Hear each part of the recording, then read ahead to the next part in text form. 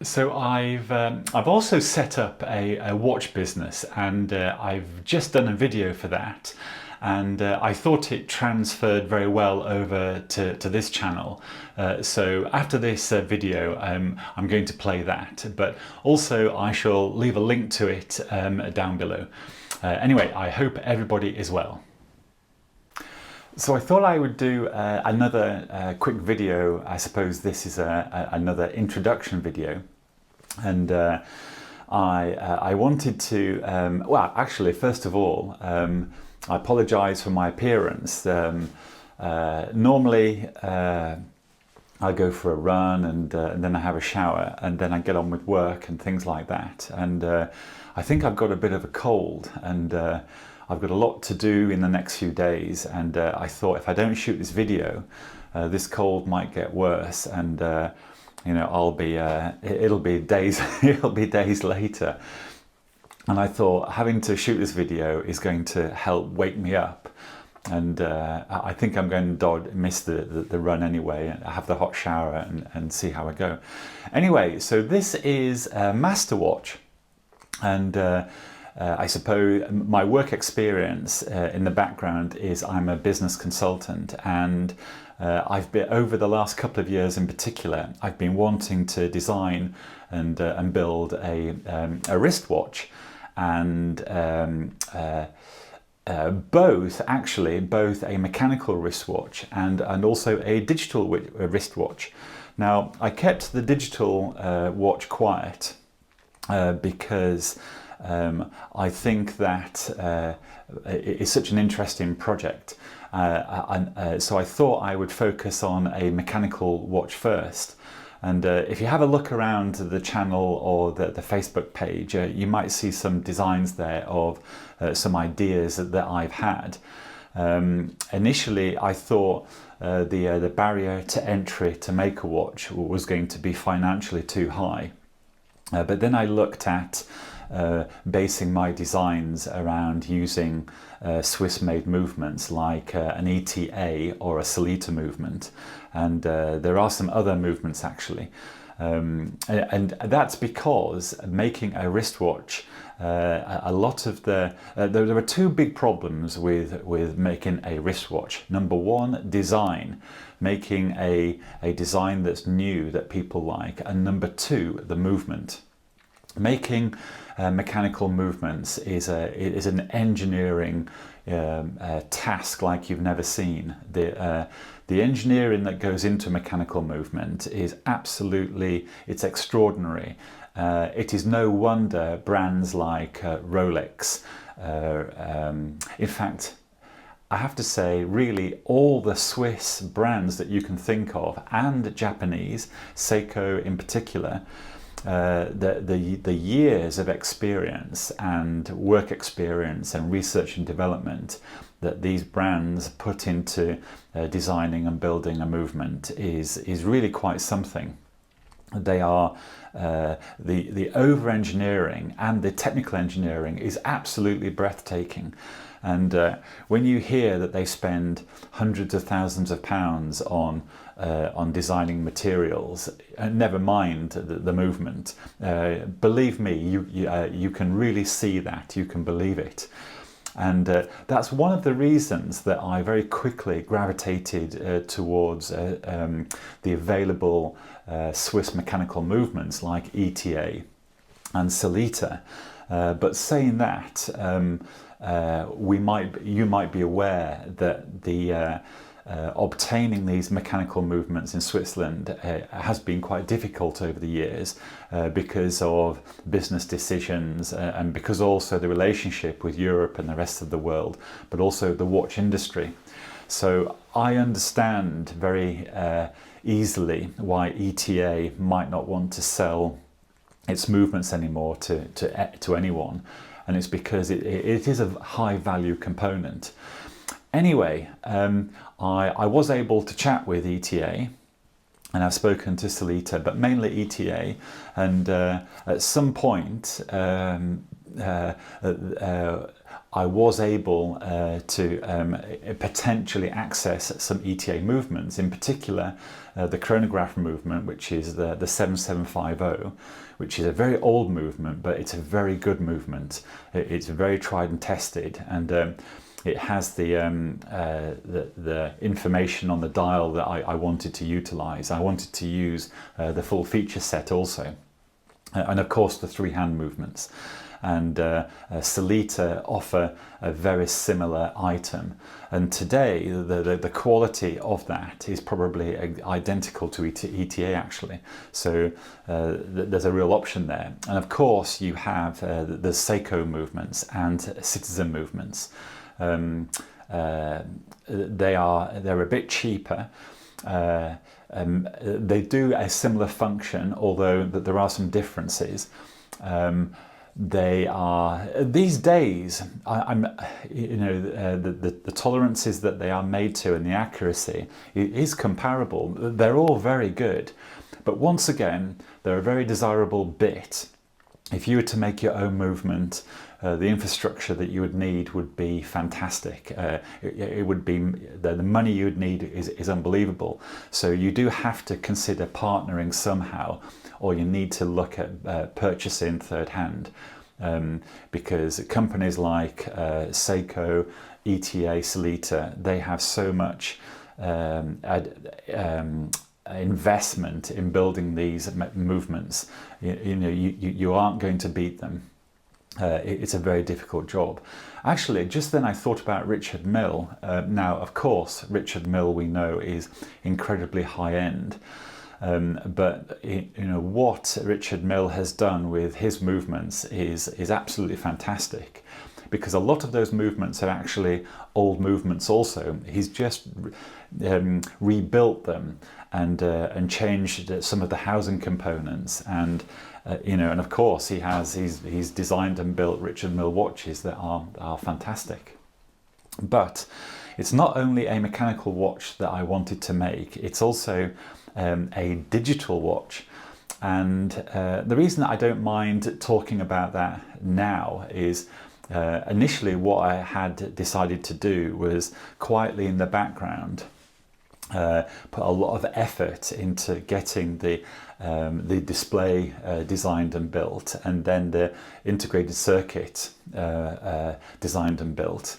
I knew from the start there was a lot of R&D there, and probably an expensive thing to have done, and my goodness, there sure is. And these numbers, the size of investment here is huge, and of course what it did do, it made me look at the marketplace and have a look at what there is in the marketplace. And believe it or not, I actually approached Seiko and Casio, and I did ask them if there was any possible way I could access their technology, or borrow it, or copy it via an agreement or something, and they were not. They said no.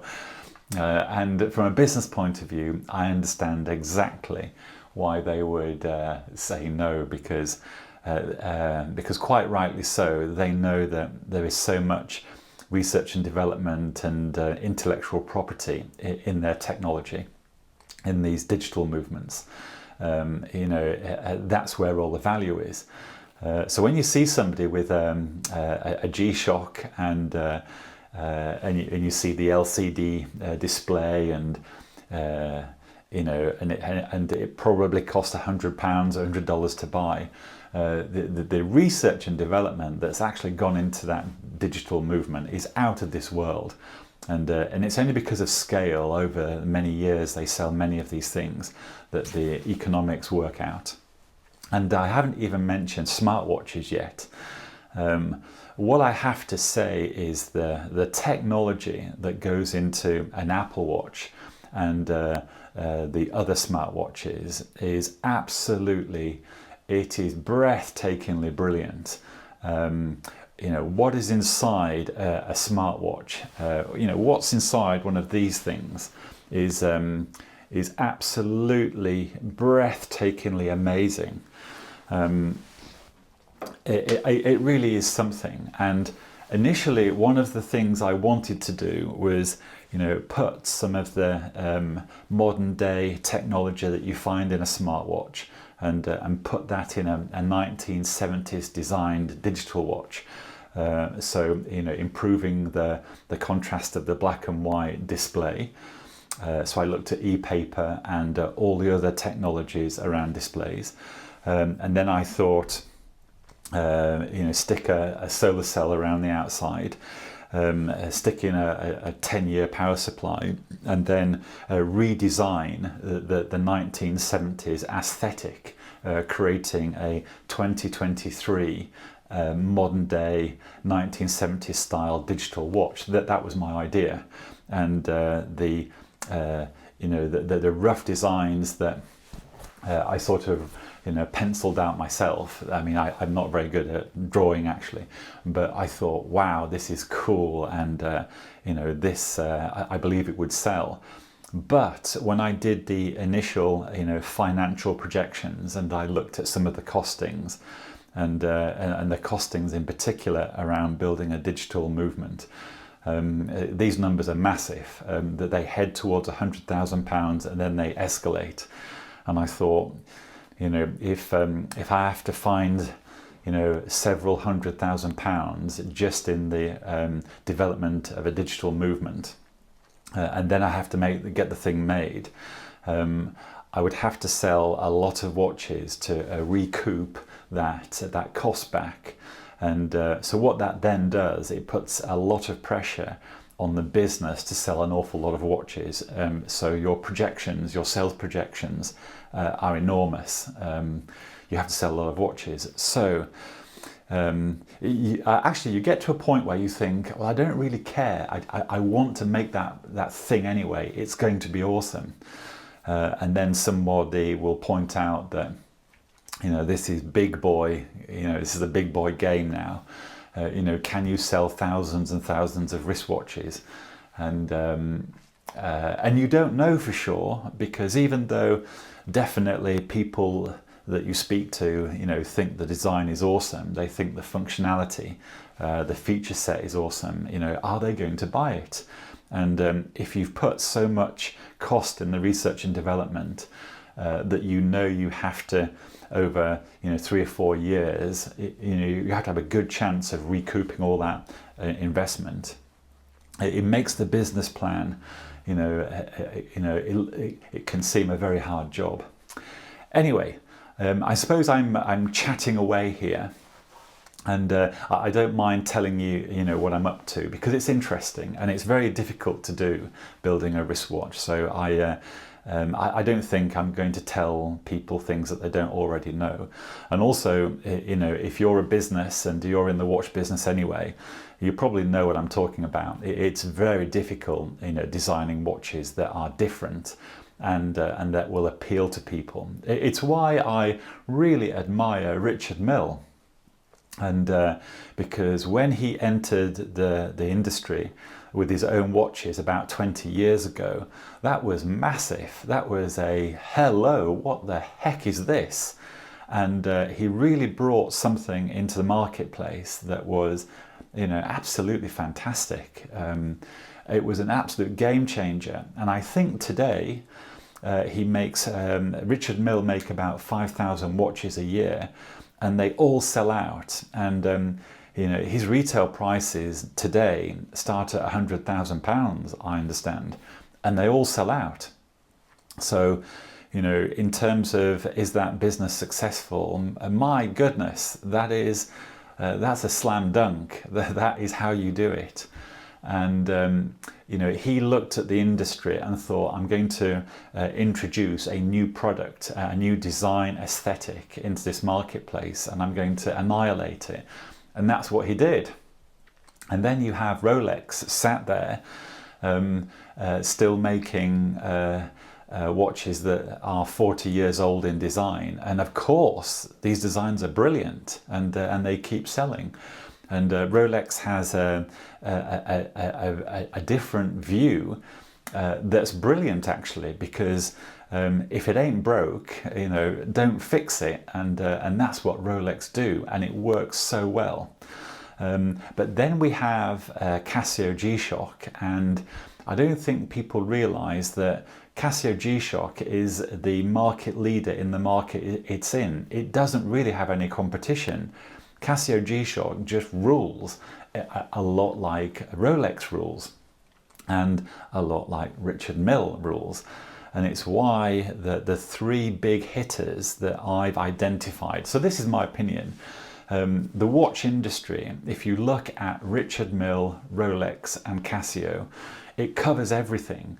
And these behemoths of companies today, you know, what they say and think and do, you know, is really cool, because they will have really thought about this. They've got decades of experience, and they, well, saying that, Richard Mille's only 2 decades really. But these boys in the marketplace, they know their game, and they know what designs work, and they know what sells. And little Casio sit there very quietly, and they dominate their market space, and they set the trends themselves, they set the mood music themselves. It's really good. And guess what? Rolex and Richard Mille do the same. And I suppose I have to mention Patek Philippe there, because they do that, but they do it very differently, and it works really well. Anyway, I suppose I'm leading all over the place here. You can imagine this is it's a great subject. The watch industry is a super thing. I really like it. I love these things around your wrist. They create so much interest, and it's a jolly good hobby and interest to be in. Anyway, I can feel my cold kick in, and I'm going to grab another fresh coffee and see if that wakes me up, and then I'm going to get on with my day. And anyway, it's really just a hello to everyone. I hope everyone is well, and I will hopefully be back soon. Also, I'm trying to get my hands on, actually, I better not set that expectation, but I hope you're well, and be back again soon.